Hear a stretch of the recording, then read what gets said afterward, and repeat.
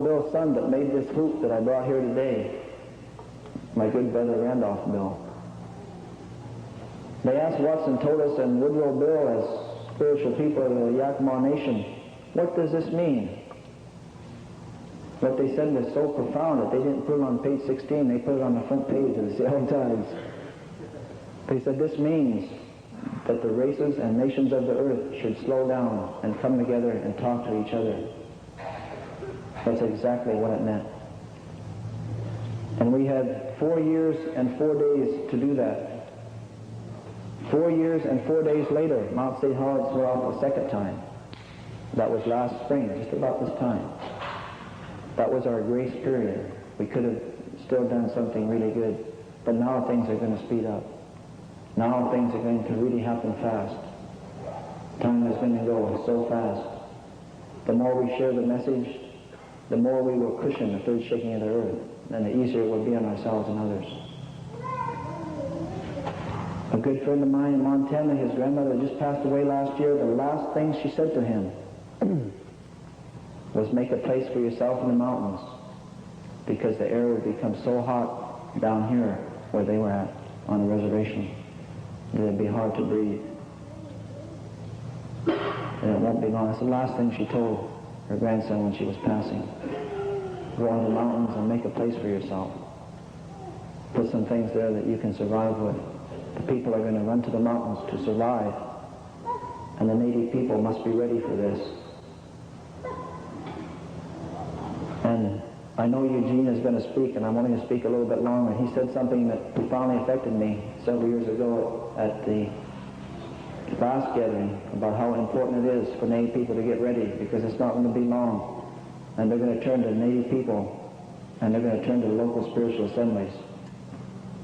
I know there's a lot of local spiritual assemblies that don't meet, and they think, well, we don't really have that much business, but it's not going to be long. The earth is going to turn to you. Black Elk, I believe, foresaw this, and he said there will be a hoop of many hoops that will circle the world. So this is that time. We are now within the purification of all things. Non-natives call this the apocalypse. The native elders call this the purification. I want to share one non-native prophecy with you. There was a prophet, or a seer, not a prophet, but a seer in Europe. His name was Nostradamus. I'm sure many of you have heard of him. He foresaw 3 great shakings of the earth. He said the third shaking would begin when Lesser Arabia and Persia engaged in a war. 5 years ago, when Mount St. Helens went off, Iraq attacked Iran. Lesser Arabia today is called Iraq. Persia is called Iran.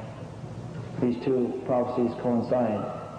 Both the native elders and Nostradamus said this will start slowly, almost unnoticed by the peoples of the earth, but it will eventually involve us all.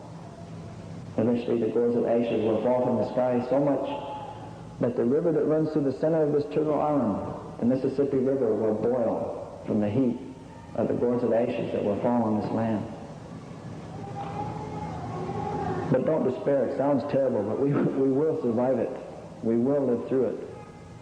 I don't think anyone's chosen to live through it, but some people will. So, in closing, I would like to call on each and every person, regardless of who you are, young or old, native or non-native, to arise now and to awake, to embrace this time, to learn everything you can about the teachings and the writings, to arise and awake and go forth, all the peoples of the earth. You're going to find them. Peoples everywhere are now receptive to the message. This year is a year when that is really going to start, I believe, myself. Arise and awake. That's a phrase from the Dhammapada of Buddha. It is time to arise and awake, go forth and teach, walk the road. We call it the good red road, the road that runs north to south. Things will be lost from south to north, but come back from north to south. There's people out there waiting to hear, waiting to hear.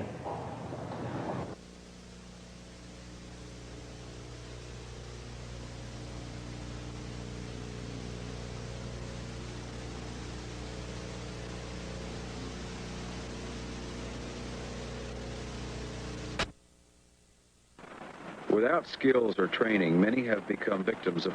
Now, Indians